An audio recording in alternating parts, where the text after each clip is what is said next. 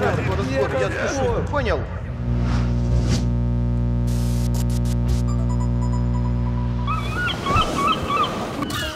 Ну что, дождались?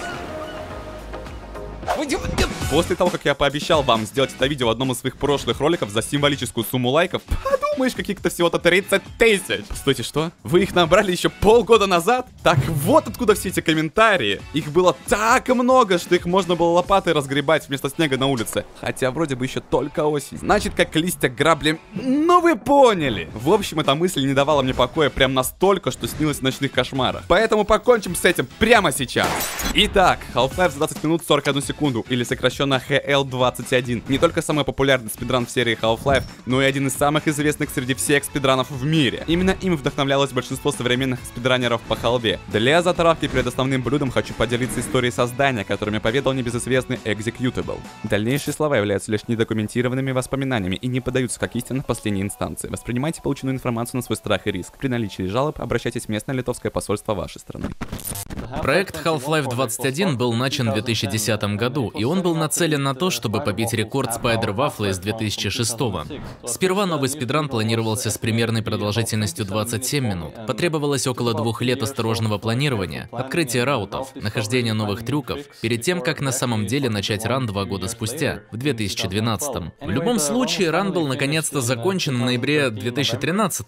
После того, как они это сделали, было большое ожидание, пока закончится этап монтажа. Это заняло примерно, сколько? 4 месяца, я думаю. Потом ран выпустили в апреле 2014.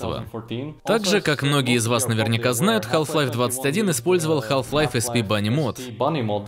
Это был инструмент или мод, позволяющий людям делать много крутых спидранерских штук. Как пример, убирать ограничения скорости и другие вещи. Естественно, в наши дни этот инструмент устарел, так что если вы спидраните Half-Life, вы должны использовать Bunny Mod XT. Да, этот ран просто легендарен. Большой столб на сцене спидранов халвы. Это очень круто иметь что-то подобное, чем можно гордиться.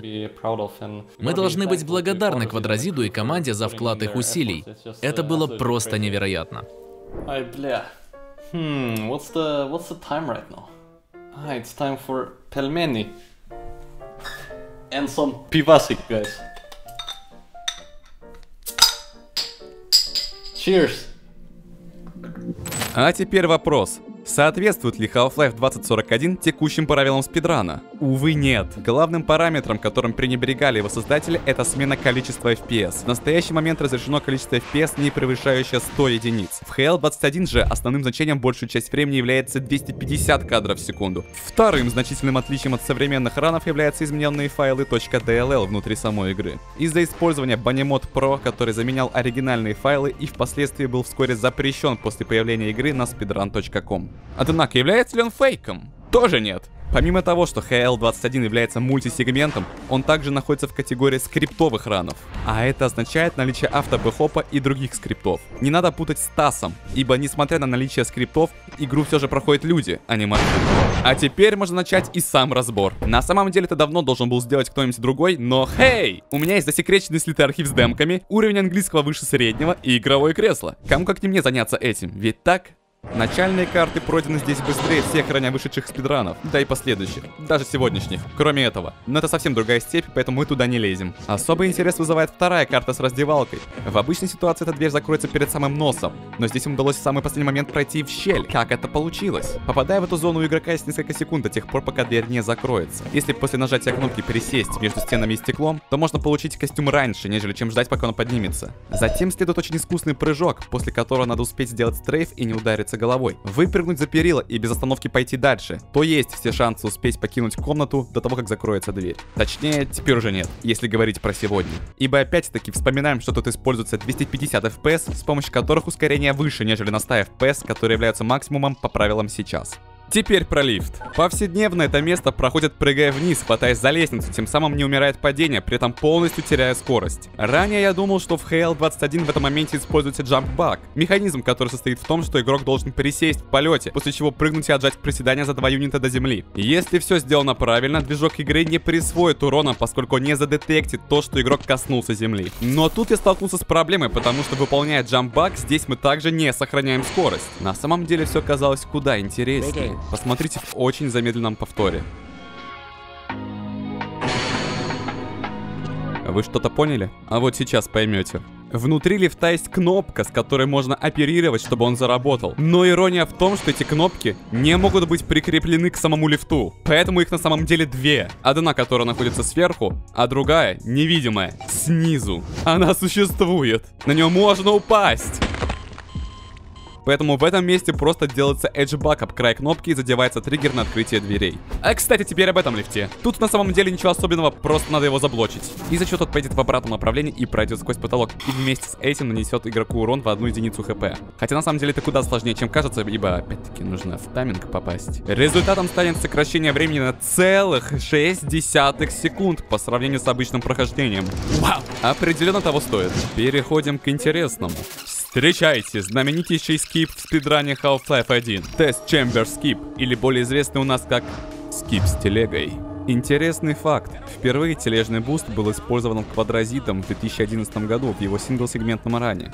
Раньше метод прохождения этого места был совершенно иным. Возможно, вы еще успели застать его. Классический буст от Вартиконта в окно. Однако, если сравнить время, которое позволяет сократить эти два метода, то телега-буст выглядит значительно выигрышнее, поскольку не требует ждать окончания скриптовых сцен и последующей смены уровня. Но вернемся к Half-Life 2041, и позвольте мне показать обычную реакцию людей на этот трюк, когда они увидели его впервые. Oh! What? Whoa! Whoa! А теперь разберем поэтапно. Сперва нужно подготовить телегу к бусту, поставив в нужную позицию. Затем подкорректировать положение, чтобы между игроком и тележкой было необходимое расстояние между ними и этой наклонной поверхностью, которая здесь служит в качестве трамплина или типа того. После чего с телегой делается Object Boost вперед, и с помощью той самой наклонной поверхности игрок взмывает вверх. Далее в полете задевается триггер смены уровня, который заботливо оставили разработчики. Первая часть трюка на самом деле не такая проблематичная, нежели вторая, где нужно приземлиться прямо внутрь окна и не умереть в процессе. Тут встречается первый джамп баг, о котором вам уже известно. Именно здесь он выполняется об невидимый entity под окном. Порой мне кажется, что разработчики специально все сделали так, будто бы знали. Ибо какого хрена? Заметьте, вот я тут распинаюсь, стараюсь объяснить по деталям, а сам скип занимает от начала до конца лишь несколько секунд. И так почти везде в течение всего спидрана. Сейчас скип с телегой давно модернизировали и даже автоматизировали. И его не составит особого труда выполнить даже без скриптов. О том, как это сделать, кстати, вы можете узнать из видео в углу экрана. Ну вот мы и разобрали нудное начало, а теперь начнется мясо. И начнем с вопроса, что не так с этими двумя фрагментами? Чем они отличаются? Поставьте на паузу и напишите ваши предположения в комментариях. Даю вам 5 секунд.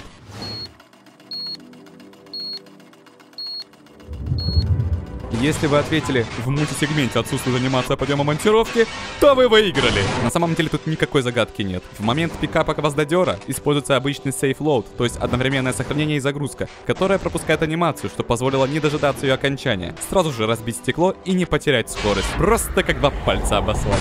Перед тем, как продолжить, предлагаю немного повтыкать на этот божественный банни-хоп в слоу-моушене. Ощутите движение. Просто посмотрите на эти стрейфы, какие они плавные. А это скорость. Здесь у нас внеочередной чокнутый трюк. Нормальные люди просто падают в воду, крутят вентиль и с новым потоком воды выходят наружу. А Крэшфорд делает так.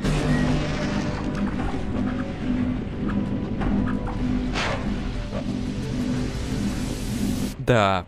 Вы, наверное, спросите, а почему он тут остановился? Суть в том, что весь этот трюк надо выполнить полностью за один сегмент, потому что каждая перезагрузка перезапускает анимацию зомби, которая стопит игрока. Поэтому это не заминка, а скорее тактическая пауза, чтобы вылезти точно в момент окончания анимации. Конкретное действие. Распрыжка набирается скорость в нужной траектории, 250 FPS, не забываем. И об маленький, малюсенький кончик взлетает вверх, еле-еле выкарабкиваемся.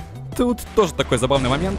В этом месте находится триггер трения, существует и такой, из-за которого игрок скользит по центру этой площади, и если уменьшить FPS, то его сила будет значительно снижена, и можно без особых потерь проскочить через него, сократив секунду или две.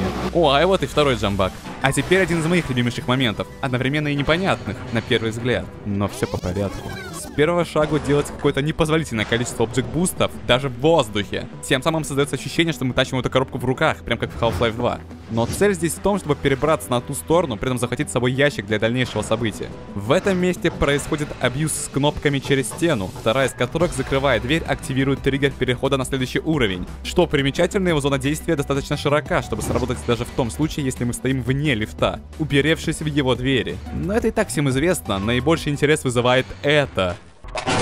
Однако, на самом деле, довольно просто для понимания. Вкратце, тут используется очередной Object Boost за долю секунды перед сменой уровня, из-за чего, когда он меняется, скорость сохраняется и позволяет с последующим кратковременным понижением FPS пройти зону смерти впереди, получив специально небольшой урон, чтобы сбавить количество брони для дальнейшего. В целом, сложно, согласен. И я понимаю ваше замешательство в этом моменте, типа, кого ты обманываешь? Нет тут никакого Object Boost, все врешь, что монтаж, отписка, диск. Действительно, просматривая это место в оригинальном видео в 30 FPS, да даже в замедленной версии, нет и следа от упомянутого мной Object Boost. Дело в том, что здесь пришлось воспользоваться 1000 FPS для того, чтобы выполнить трюк в последние микросекунды и не застопиться об дверь. Ведь количество кадров в секунду влияет не только на скорость при стрейфах у игрока, но и на скорость передвижения предметов. Данный момент занимает лишь всего несколько кадров из 1000. И понятное дело, что они просто не вместятся в 30 или даже в 60-кадровый отрезок. И это тот случай, когда нам помогут слитые демки из рана. Использовав наименьшую возможную скорость, покадрово можно заметить телодвижение. Для справки, это один из самых коротких сегментов во всем ране. Сразу после мемного Object Boost Up Stall нам впервые демонстрируется новый трюк Fast Fire. Как можно догадаться, он позволяет очень быстро стрелять. И способ выполнения тут такой же, как и с монтировкой. Сохранение и загрузка сразу же после выстрела. И делая так каждый раз, если вычитать время загрузки, можно стрелять примерно с такой же скоростью, как если использовать правую кнопку мыши, но при этом сохранить точность стрельбы. Еще одна новинка в этом ране. Сразу же после буста с коробкой. Кстати, насчет него. Каким образом удалось сохранить скорость даже после удара об стену? Очень легко. Ибо стена у нас здесь не прямая, а скажем, закругленная. Ну, насколько это возможно. Из-за чего игрок не останавливается, а можно сказать, отталкивается от нее. Вообще, глава офиса полна подъемами по лестницам. И чтобы сохранить скорость, передвигаясь по ним, используется Duck Roll, который срабатывает при постоянном приседании. Вы можете его сделать, просто забиндив прокрутку колесика мыши этой командой. Правда, конкретно на этих лестницах оно вам не поможет. Ибо здесь, чтобы не оступиться ни об одну ступеньку, используется 500 FPS. То есть каждый кадр происходит приседание. Опять же, это все так быстро, что на видео это невозможно правдоподобно отобразить. Ну и из-за такой возможности оказалось, что просто пройти по лестнице быстрее, нежели чем использовать потайной проход, который сегодня юзают все спидранеры. С NPC-абьюзом барни здесь нет никаких откровений, но я просто хочу показать вам, как идеально он выполнен. Эх, вот бы у меня он так получался. Помните про нажатие кнопок сквозь стены? Так вот, как вам такой Object Boost сквозь стену? Порой эти баги доводят до абсурда. Эй, а вот и глава We've Got Hostiles. Когда-то тогда скип с ученым, используемый здесь, вызывал сущий восторг, ибо он куда быстрее и выглядит эффективнее, нежели, скажем, тупо долбить кнопку Е. Но сегодня этим никого не удивишь, так как данная острота в разных вариациях используется повсеместно. Однако хочу коснуться одного момента, который в этом ране встречается впервые и будет встречаться после. Вот это. Как игрок не получил вообще никакого урона? Секрета нет. Дело в том, что у NPC есть суперспособность или свойство блокировать взрывы от гранат. На этих кадрах можно заметить, что граната лежит за ученым, и урон от нее берет на себя именно ученый. Живой щит, одним словом. Ну и фана ради, знаете, сколько в этом фрагменте было прыжков? Не угадали. 15! Попробуйте такое на своем колесе сделать, ага. Настал черед Blast Pit, весьма плотная глава на событие. Открывает ее скип с очередным лифтом, только побольше. Как же он не получил никакого урона от падения? Самое очевидно, такой же трюк, как и у первого лифта в начале игры. Только без кнопок и вообще это джамбак, а не эджбак. Здесь демонстрируется бесспорно крутой трюк с прыжком от угла коробки. Схожий метод, как в канализации. Секрет успеха все тот же. Правильная траектория и отличная распрыжка. Вот, например, Exec смог повторить это и при 100 FPS. Oh yes, that was swag. Я его вставил только потому, что тогда это был новый трюк, его назвали Slope Jump. Инфа для общего развития. Выходя из очередного лифта, мы видим следующее. Без лишних эмоций, присядьте. Сейчас поэтапно разберем, какого черта произошло. Окей, дергаем чеку, начинаем с волл-стрейфа с переходом в раз-прыжку. Бустимся, подрывая самого себя гранаты. Этот метод мазохизма называется Damage Boost. Но только этого мало, чтобы преодолеть такое огромное расстояние. Нужно прыгнуть на полной скорости на самый край перил, присев в конце, чтобы получить еще немного спидов. Когда здесь игрок делает эджбак об лампу, у которой есть наклонная поверхность, как вы можете видеть, с помощью нее игнорируем дамаг и практически сразу же нажимаем на рубильник через стену, чтобы сэкономить себе время на открытие двери в будущем. Прислушайтесь, и вы заметите характерный звук. И на всякий пожарный, для самых маленьких, кто вообще в танке, Half-Life не обязательно смотреть прямо на какую-либо вещь, чтобы с ней взаимодействовать. Взрываем булсквида и совершаем финальный эджбак. Потрясающие сегменты. Очевидно, что на выполнение ушло дофигища времени. Кстати, в слоумо вы могли заметить некую потерю кадров. И нет, это не баг демки. Игрок специально понижает FPS на моменте с эджбагами, так как это дает более высокий шанс на успех. Однако далее идет не менее впечатляющая часть, и если вот тут все понятно, то вот здесь не очень. Но подниму каждый момент, начиная с падения вниз, и на самом деле помимо эджбага тут есть кое-что еще. Отличие в том, что эта труба, она особенная. И если по ней проскользить под правильным углом, то она оттолкнет игрока и даст ему заметную прибавку к скорости. Также никто не отменял fall damage, поэтому пришлось сделать jump back. Потом подправляют кривые и на имеющейся скорости делают slope jump up панель, которая находится прямо вот тут. Получаем такой импровизированный трамплин. Включаем кнопки, все как всегда, и идем обратно. Опять эджбак и снова slope back. Буду делать вид, что вы до сих пор не запутались. Ну да. А сейчас шок-контент номер 2. И вот здесь слов будет очень много, но я постараюсь попроще.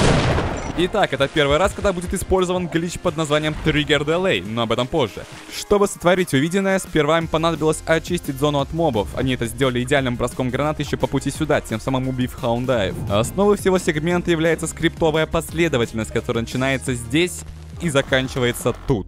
В нее входит постоянное изнасилование коробки. Простите, по-другому я просто не могу это назвать. Это некая смесь Object Boost, при котором ты успеваешь захватить предмет с собой, при этом продолжая буститься. Что-то в духе прыжка через этот мост, только куда в более возвращенной форме. И да, думаю, вы заметили потому, как двигается игрок, что провернуть такое без скриптов просто нереально. Впрочем, на пути другая проблема. Посреди скрипта находится триггер смены уровня. И видите ли, если попробовать перенести любой физичный объект по ту сторону триггера, то он просто исчезнет. Поэтому прибегнем к триггер делею. Исходя из ситуации, его еще называют как Change Level Delay или просто CLD. Теперь, если хотите погрузиться в это пекло, идите смотреть это видео, которое выскочило в подсказках. А для тех, кто еще здесь и не готов грузить голову еще сильнее, то поясняю в одно предложение. Задевая триггер, запускается команда смены уровня Change Level, однако ее можно отложить путем покадрового внесения команды ожидания Wait, которая завершает цикл обработки. Разумеется, хватает своих подводных камней, и которых на самом деле море. Из ключевых задержка подвергается не только смене уровня, но и любые действия, кроме камеры игрока, поэтому вне скрипта выполнить такой сложный трюк с набором множества одновременных команд попросту не представляется возможным. Отличие от скрипта в том, что скрипты юзают алиасы. Это команда, состоящая из других команд, но что примечательно, сам алиас игра считает за одну команду, поэтому здесь ситуация абсолютно противоположная. Сначала проиграет скрипт, а потом уже сменится уровень. Фух. В общем, вот и весь триггер делей. И я уже слышу возмущение в духе: «Ну и зачем ты нам мозги компостируешь? Какой от этого всего прок?» Справедливо. А дело в том, что не сменив уровень сразу, они смогли перетащить коробку с собой и впоследствии сделать заключительный буст, в котором ничего особенного нет. Object Boost с последующим слоуп-джампом. И еще, вопрос, почему вода не бьет током? Иронично, потому что электричества нет. Спидранеры пробежали так быстро до этого момента, что генератор еще не успел запуститься. Все дела? В последующем пути за подачей кислорода и воздуха не стоит ничего, что могло бы вас сбить с толку. В основном главным элементом прохождения этого места является очень тактичная распрыжка. Но если я буду заострять внимание на каждом прыжке, то нам не хватит и 2 часов. О, а вот здесь джамбак в который раз, за которым следует глазной оргазм. Наслаждайтесь вместе со мной. Окей, надеюсь, вы не забыли взять с собой салфетки, они потом еще понадобятся. Подаем поток и распрыгиваемся обратно, прямиком к тентаклям, попутно собирая аптечки из ящиков, которые они взорвали по пути сюда. И забегаем внутрь через дверь, которую игрок также открыл в начале. Кстати, это первый раз, когда мы видим тентаклей, правда совсем ненадолго. Чтобы сократить себе время на подъем, выкручиваемся дэмэдж-бустом от гранаты. Получая вертикальную скорость, дотягиваемся до площадки и активируем процесс горения, нажав кнопку через окно. Готов!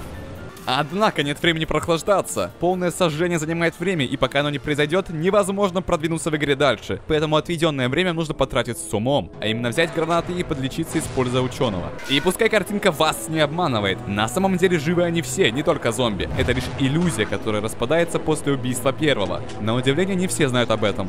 А вы знали? С замечательным таймингом прыгаем вниз и серфим по стенам. Как выяснилось в процессе создания спидрана, это самый быстрый способ прохождения этой дыры.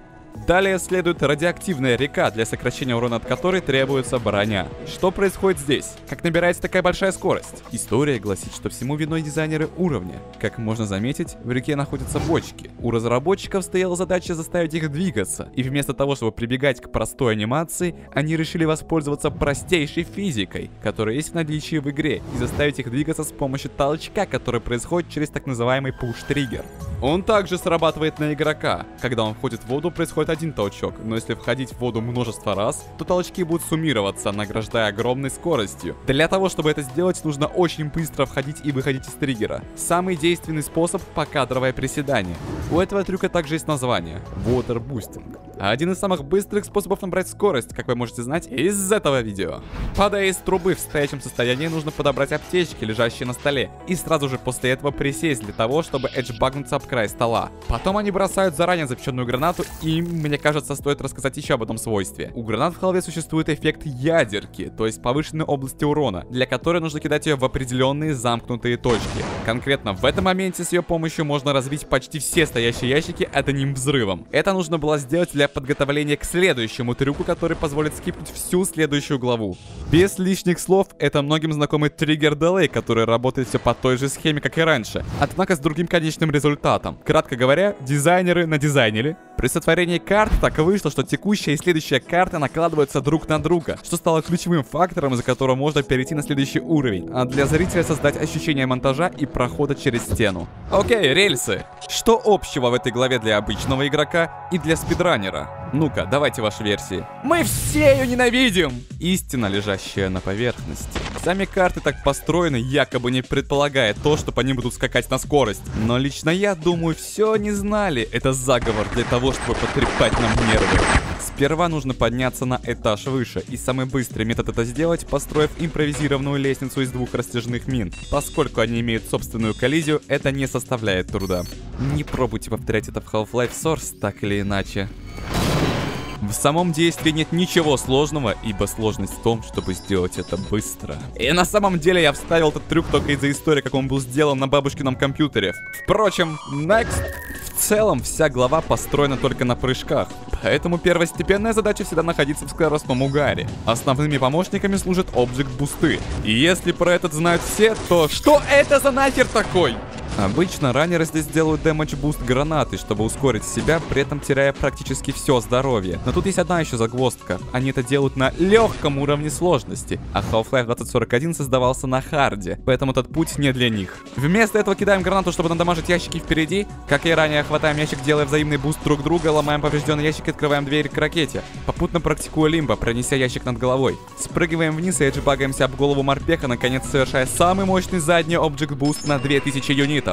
А дальше прыжки, прыжки и еще раз прыжки, пока не приходит в тупик. Изначально, благо им удалось сохранить хп, планировалось сделать буст здесь, но потом был найден другой выход. Можно подлететь вверх, если на высокой скорости присесть на наклонную часть бордюра. Очередной РНГ-скип, после которого игрок заполучает впервые автомат в свои руки. Ну и наконец-то пришло время все же сделать этот дэмэдж-буст гранат. После этого эджбага взрываем коробку, кидая под стол за них, тем самым огораживаем себя ими же от урона. Нужно это для того, чтобы подобрать мину, которая вот-вот заюзается. Сразу после того, как возьмем с собой ящик. Этой миной зажимаем дверь для того, чтобы действие проиграло в обратную сторону, и она закрылась до того, как успела даже открыться. До смены уровня успеваем забуститься коробкой и разматываем пацанов снаружи. И несмотря на то, что объекты исчезают после того, как меняется уровень, по факту они остаются на старом. В этих действиях нет никакого смысла, не ищите его.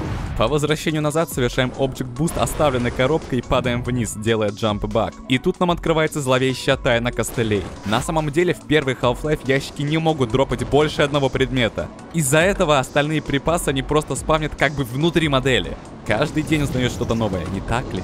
Подбираем аптечку, батарейку и бич-пакет и следом к следующей главе. Так.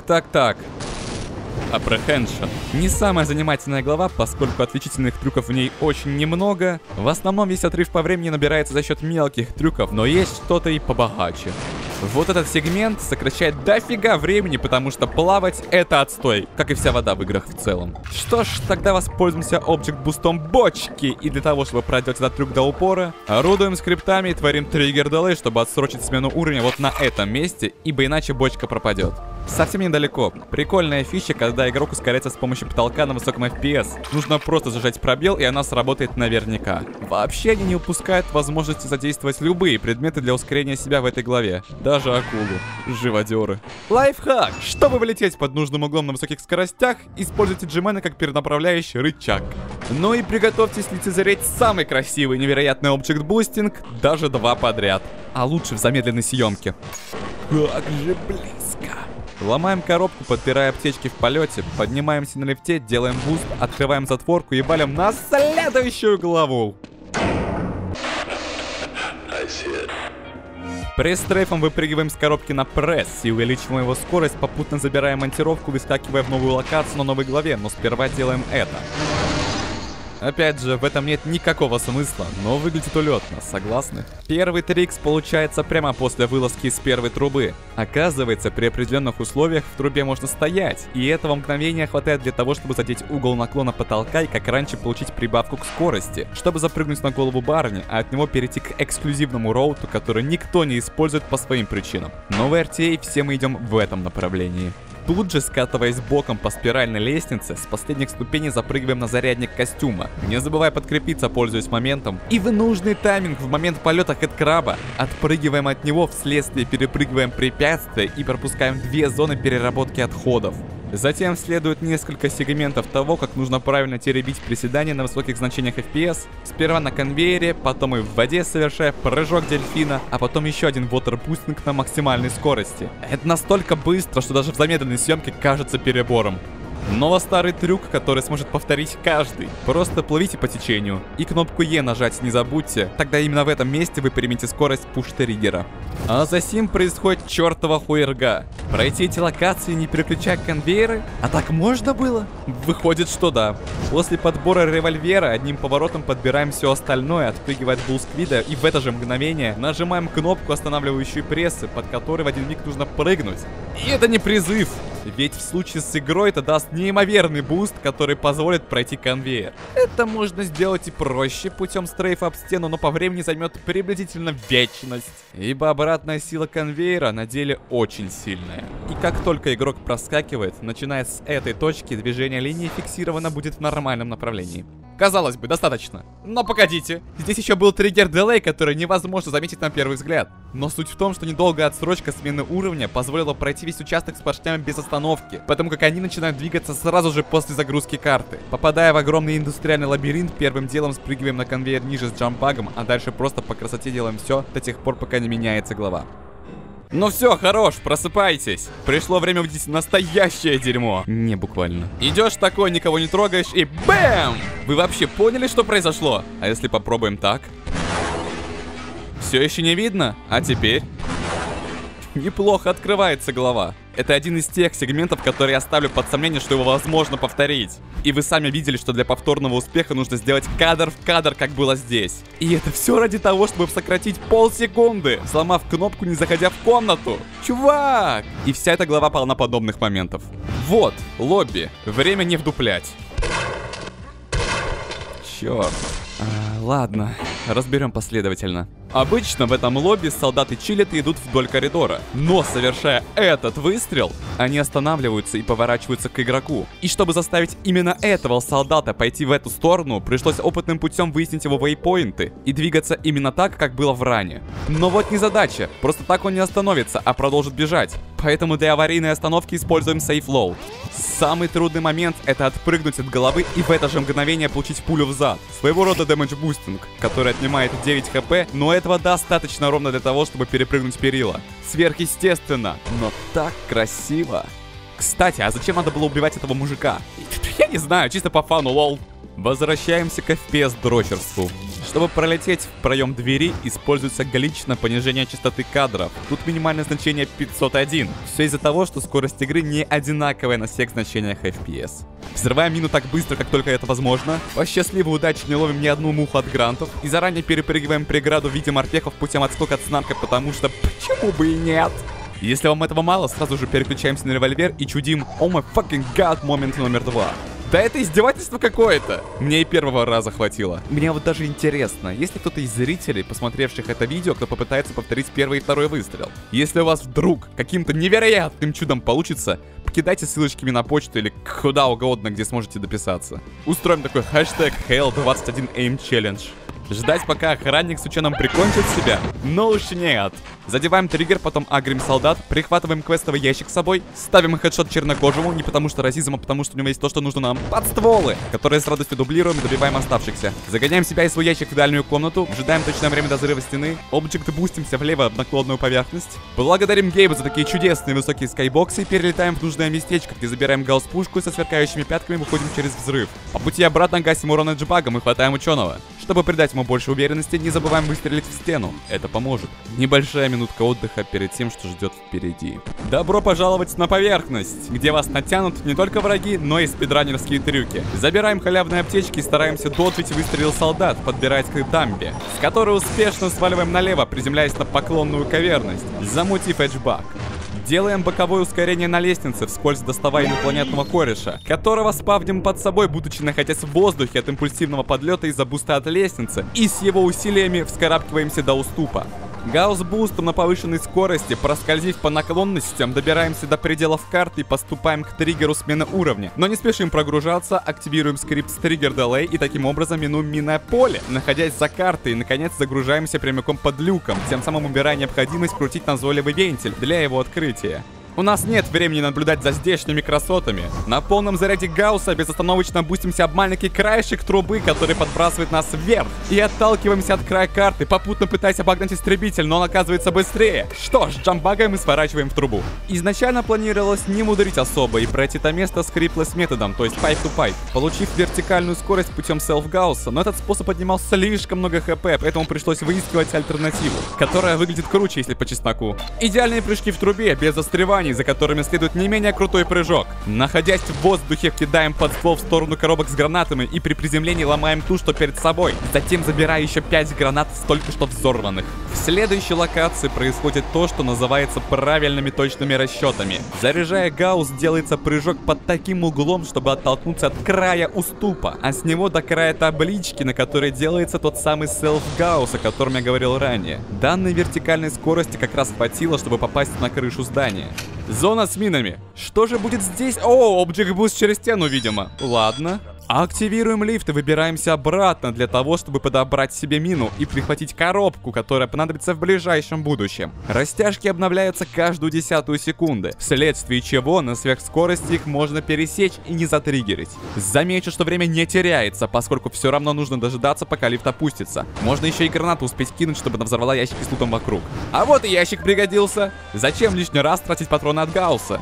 Добираем нужной скорости и на вылете наружу дэмэдж бустимся с подствола, оставляя за нами 90 хп, а с собой лишь 1 единицу здоровья. Перелетаем полкарты, осуществляем фастфайр со всего оружия, что у нас есть, то есть обузим быстрое сохранение. И на финалочку. Что нужно сделать, чтобы не умереть от падения? Конечно же, джампбак, как иначе! Подмечу, что у любой карты есть границы в виде скайбокса, который в этой игре имеет форму воды, что очень странно, но не принципиально.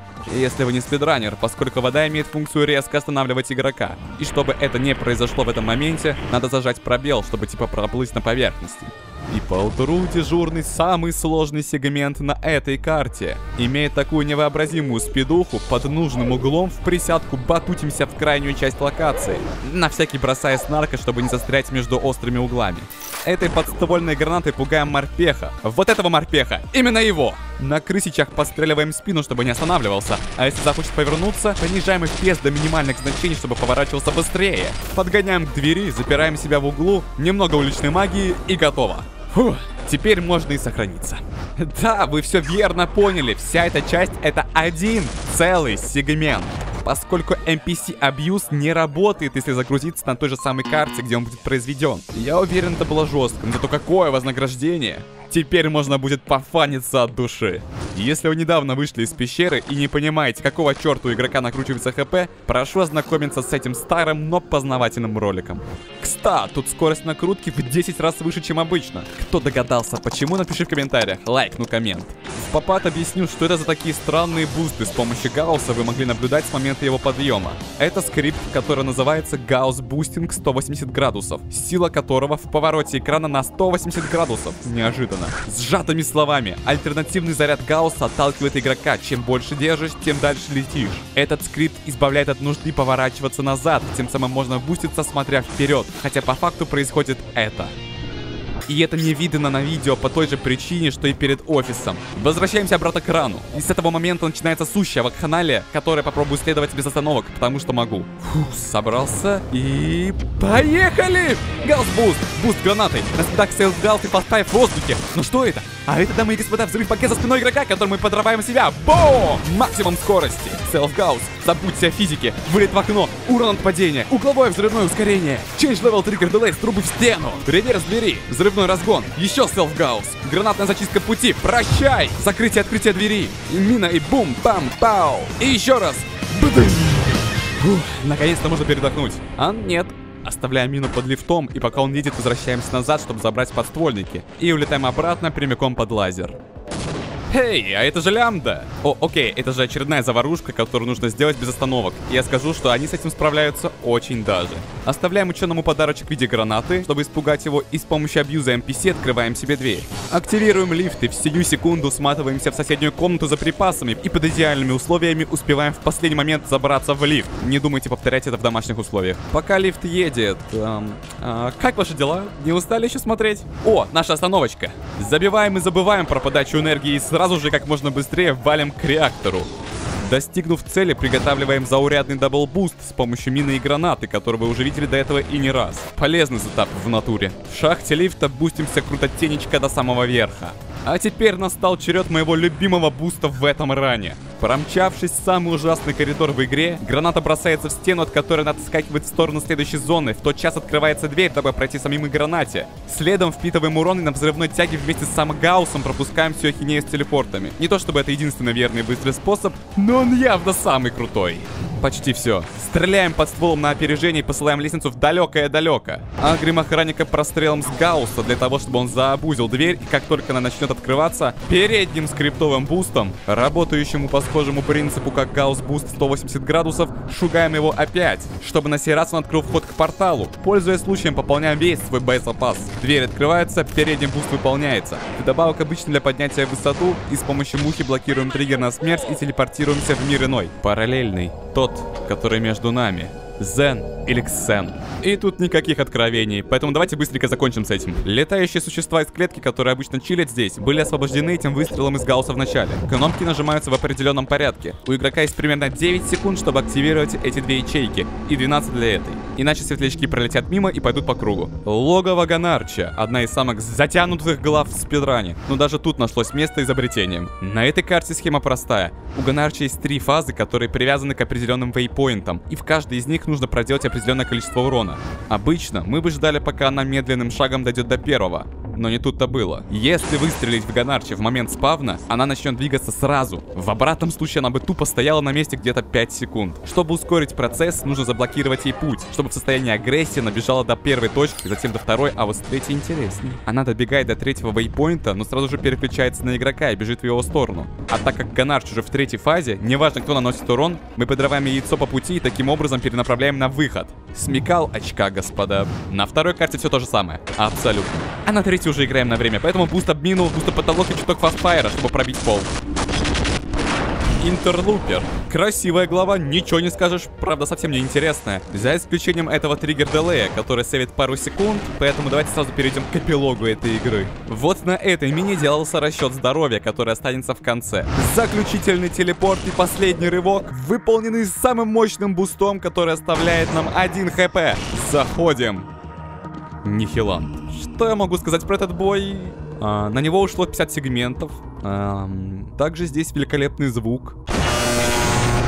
Как вы можете видеть, на этом боссе используется глич Fast Fire на полную катушку. Разберем буквально покадрово. Сначала кидается граната, потом в дело вступает гаусс. Много гаусса. Обратите внимание на количество боезапаса и как моментально он расходуется. На самом деле стрельба из гаусса происходит в каждом кадре. И после каждого выстрела делается следующий сегмент. Именно поэтому он создает такой страшный звук. Короче, с помощью гаусса уничтожаем 2 кристалла сквозь нихиланта, нанося ему урон. Потом стреляем из всего остального, что есть, до тех пор, пока у него не будет 0 хп. Сама битва заняла примерно секунду. После нее спокойно уничтожается последний, 3-й кристалл. Но у него на башке все еще есть сфера, которая восстанавливает ему здоровье. И техническая оплошность в том, что если сохраниться после того, как половина из них его отрегенила, то вторая половина уйдет в пассив. И бум! Он мертв! Мои поздравления! Я сделал это! Я сделал разбор! Бля, надо попить воды. Друзья, пользуясь случаем, хочу искренне сказать, как же я заебался. На заметку, я делал это, будучи всегда в трезвом состоянии, ни капли в рот, поэтому мне было пипец тяжело. Но в итоге я сделал это, что и обещал, и выучил новый жизненный урок. Никогда ничего не обещать. Поэтому я предлагаю следующее. 50 тысяч лайков, я сделаю обзор самого первого спидрана по Half-Life. Дерзайте. Всем всего наилучшего, с вами был Алан, пока.